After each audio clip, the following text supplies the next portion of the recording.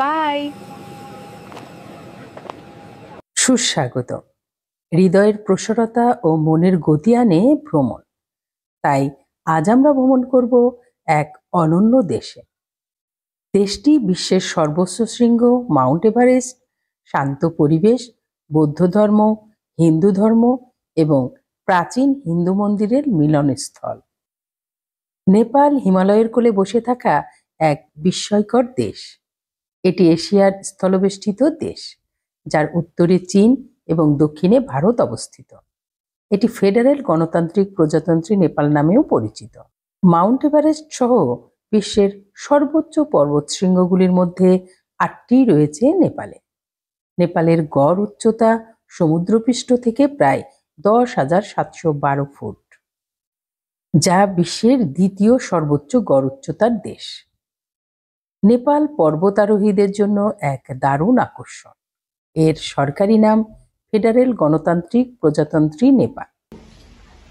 ২০০৮ সালে রাজতন্ত্র বিলুপ্ত হয়ে নেপালকে একটি ফেডারেল গণতান্ত্রিক প্রজাতন্ত্র হিসাবে ঘোষণা করে।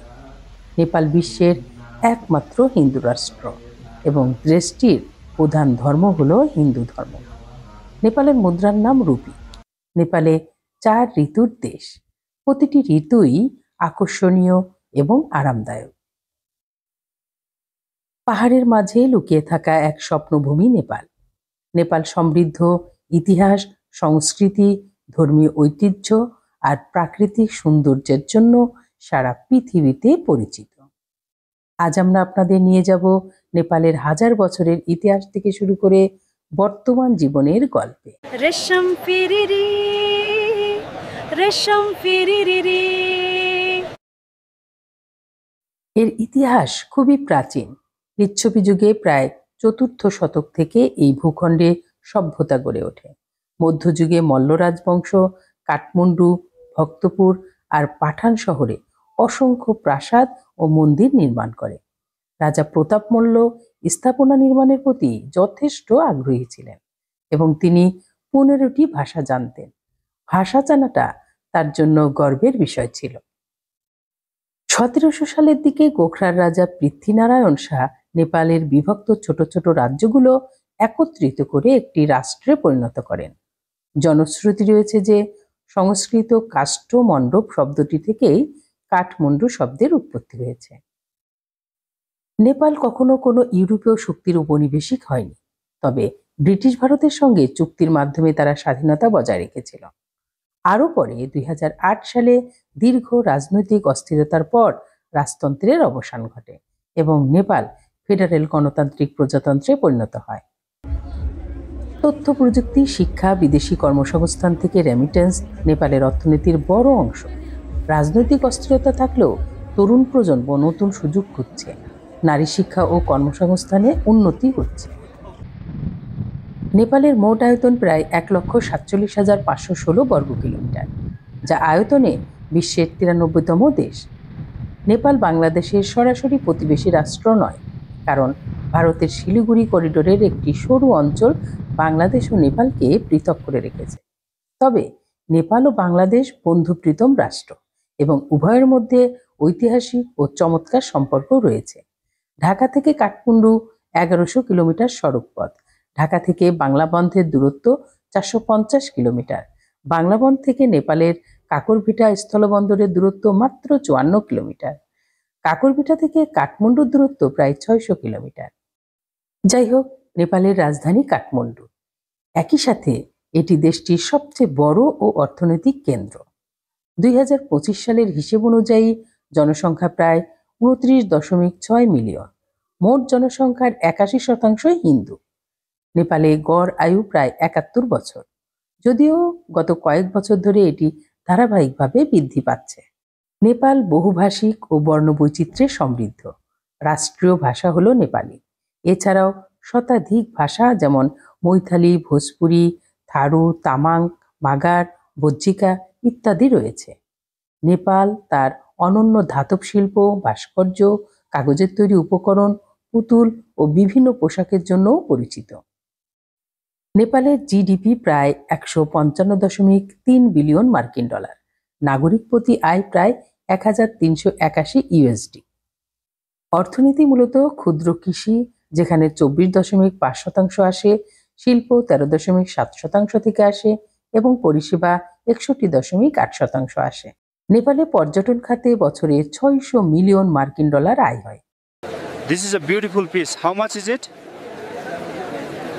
নেপাল হিন্দু ও বৌদ্ধ ধর্মের মিলনস্থল। এখানেই জন্মেছিলেন গৌতম বুদ্ধ। তার জন্মস্থান লুম্বিনী আজও বিশ্ব ঐতিহ্যের অংশ। পশুপতিনাথ মন্দির, স্বয়ম্ভুনাথ স্তূপ বা মানকি টেম্পল আর বৌদ্ধনাথ স্তূপ নেপালের গুরুত্বপূর্ণ ধর্মীয় কেন্দ্র। ভৌগোলিক বৈচিত্র্যের কারণে নেপালকে 3 ভাগে ভাগ করা যায়: সমভূমি তেরাই, মধ্যবর্তী পাহাড়ি অঞ্চল আর উত্তর দিকে হিমালয়। এখানেই আছে বিশ্বের সর্বোচ্চ শৃঙ্গ মাউন্ট এভারেস্ট, যেটা 8,848 মিটার উঁচু। গ্রামীণ মানুষ কৃষির উপর নির্ভরশীল। ধান, ভুট্টা, গম চাষ তাদের প্রধান কাজ। তাদের ঘর সাধারণত মাটি, পাথর আর বাঁশ দিয়ে বানানো হয়। পাহাড়ি পথে চলাফেরা করতে প্রায়ই দড়ির ঝুলন্ত ব্রিজ পার হতে হয়, আর গাধা ব্যবহার হয় মালবাহী প্রাণী হিসাবে। গ্রামীণ জীবনে মানুষ এখনো মাটির ঘর, কাঠের ছাউনি ও বাঁশের তৈরি বাড়িতে থাকতে পছন্দ করে।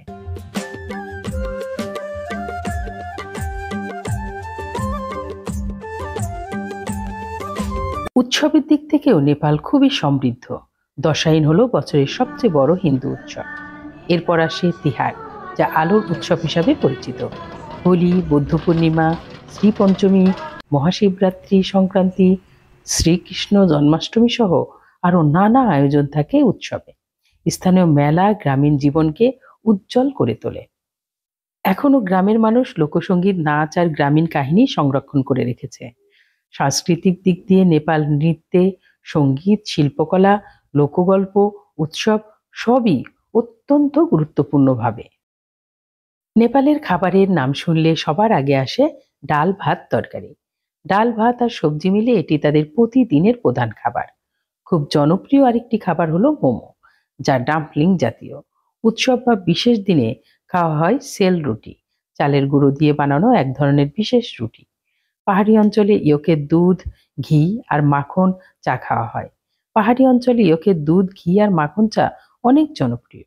নেপালি খাবার সাধারণত মশলায় ব্যবহার হয় খুবই কম, তবে স্থানীয় মশলাযুক্ত আচার তাদের খাবারের স্বাদ আরও বাড়িয়ে তোলে।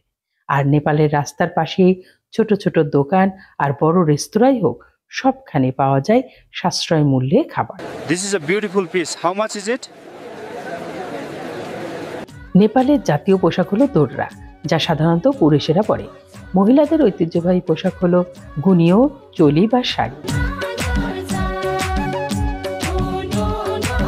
উৎসবে লাল, সোনালী এবং উজ্জ্বল রঙের পোশাক পরার প্রচলন রয়েছে। গ্রামে এখনো বাঁশ, পাথর আর খড়ের ছাদ দিয়ে ঘর তৈরি করা হয়, তবে শহরের আধুনিক সিমেন্ট আর কংক্রিটের বহুতল ভবনও দেখা যায়। নেপালের অর্থনীতির প্রধান ভিত্তি হলো পর্যটন। নেপালের পর্যটন শিল্প অর্থনীতির বড় স্তম্ভ। Mount Everest trekking, Annapurna circuit, Langtang national park জনপ্রিয়। পোখরা শহর তার লেক, পাহাড় ও শান্ত পরিবেশের জন্য বিখ্যাত। কাঠমান্ডুর দরবার স্কোয়ার, ভক্তপুর ও পাঠান হলো ঐতিহাসিক স্থাপত্যের ভাণ্ডার। এছাড়াও নেপালের বিভিন্ন অঞ্চলে সমৃদ্ধ উদ্ভিদ ও প্রাণী জগৎ পর্যটকদের আকর্ষণ করে। বাংলাদেশের জন্য নেপালের ভিসা ফ্রি, তবে প্রতি বছর একবারই ফ্রি ভিসা পাওয়া যায়। নেপাল ভ্রমণের জন্য অক্টোবর থেকে ডিসেম্বর মাস সবচেয়ে উপযুক্ত, যখন আকাশ পরিষ্কার থাকে এবং হিমালয়ের দৃশ্য দেখা যায়। ঢাকা থেকে নেপাল যাওয়ার জন্য বিমানযোগে যাওয়া সবচেয়ে সহজ উপায়। এছাড়াও বাস বা অন্যান্য সড়ক পথেও যেতে পারেন। আপনার নেপাল ট্যুরের আগে নিশ্চিত করুন আপনার পাসপোর্টের মেয়াদ আছে কিনা। তবে একটা জিনিস অবশ্যই খেয়াল রাখবেন, নেপাল ভ্রমণের ক্ষেত্রে আপনার পাসপোর্টের মেয়াদ অবশ্যই 6 মাস বা তার বেশি হতে হবে। অনেক সময় আমরা নির্ধারিত তারিখে ট্যুর প্ল্যান করার আগে পাসপোর্টের মেয়াদের কথা খেয়াল রাখতে ভুলে যাই। বাংলাদেশ থেকে যাওয়ার আগে অবশ্যই টাকার বিনিময় এক্সচেঞ্জ করে নেবেন। থাকা, খাওয়া, যাতায়াত এবং নেপালের আপনার সমস্ত বাজেট আগে থেকেই নির্ধারণ করে যাবেন, নইলে নেপালে থাকা খাওয়া মিলে আপনি ঝামেলায় পড়তে পারেন। গ্রামীণ নেপালে ভোর হলেই মানুষ মাঠে যায় কৃষিকাজ করতে। বিকেলে তারা বাজারে আসে পণ্য বিক্রি করতে। Fresh vegetables. Come and see. পরিবারকেন্দ্রিক সমাজ হয়, একই বাড়িতে 3 থেকে 4 প্রজন্ম একসাথে বাস করে। মন্দিরে পূজা, স্থানীয় মেলা আর উৎসব তাদের জীবনের অংশ। শহরে মানুষ শিক্ষা, চাকরি আর ব্যবসার সঙ্গে যুক্ত। অতিথি এলে তারা আন্তরিকভাবে আপ্যায়ন করে। নেপালি মানুষের সরলতা আর হাসি মুখ পৃথিবী জুড়ে পরিচিত। আজকের নেপাল ধীরে ধীরে আধুনিকতার পথে হাঁটছে। তথ্য প্রযুক্তি, শিক্ষা আর বিদেশি কর্মসংস্থান থেকে রেমিটেন্স দেশের অর্থনীতির বড় ভূমিকা রাখছে। নারী শিক্ষা আর কর্মসংস্থানও ইতিবাচক অগ্রগতি হচ্ছে। শহরের মানুষ চাকুরি, ব্যবসা, শিক্ষা ও পর্যটনের উপর নির্ভরশীল। যদিও মাঝে মাঝে রাজনৈতিক অস্থিরতা দেখা যায়, তবুও তরুণ প্রজন্ম নতুন সম্ভাবনা খুঁজে নিচ্ছে। ছোট হলেও নেপাল সত্যিই অসাধারণ। এর একদিকে হিমালয়ের মহিমা, অন্যদিকে মানুষের সরল জীবনযাপন। হিমালয়ের সৌন্দর্য, ধর্মীয় ঐতিহ্য আর মানুষের সরল জীবনযাপন মিলিয়ে নেপাল সত্যিই অসাধারণ দেশ। নেপাল ভ্রমণ শেষ করার আগে তাদের বিস্ময়কর কিছু তথ্য জেনে আসি। নেপালিরা পোশাকের ব্যাপারে খুবই সচেতন। তারা তাদের ঐতিহ্যবাহী ও রক্ষণশীল পোশাক পরতে পছন্দ করে। তারা মনে করে ঘরের ভিতর বাঁশি বাজালে অশুভ শক্তি আসে এবং দুর্ভাগ্য নেমে আসে। নেপালিরা বিপরীত লিঙ্গের সাথে করমর্দনে একেবারেই আগ্রহী নয়। তারা ভিক্ষুককে টাকা দেয়া কোনোভাবেই পছন্দ করে না। Nepali folk music plays as people sing and clap in celebration. নেপালিরা অন্য কারো মাথা স্পর্শ করাকে অভদ্র মনে করে। মাথা পবিত্র, তাই এটা স্পর্শ করা একেবারেই পছন্দ করে না।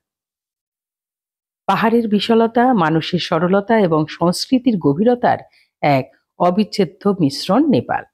নেপাল মানুষকে প্রকৃতির কাছে নিয়ে আসে এবং আত্মার সঙ্গে সংযোগ স্থাপন করে। নেপাল হিমালয়ের কোলে লুকিয়ে থাকা এক অনন্ত সৌন্দর্যের দেশ, যেখানে প্রতিটি পদক্ষেপ একটি নতুন আবিষ্কার। পৃথিবী দেখুন মন খুলে। সামনের ভিডিওতে আমি আবার কোনো সুন্দর দেশ, নতুন বিষয় নিয়ে হাজির হব। সে পর্যন্ত সবাই ভালো থাকবেন, সুস্থ Thank থাকবেন। you so much for বিদায়। watching, and I'll see you in the next one. Bye.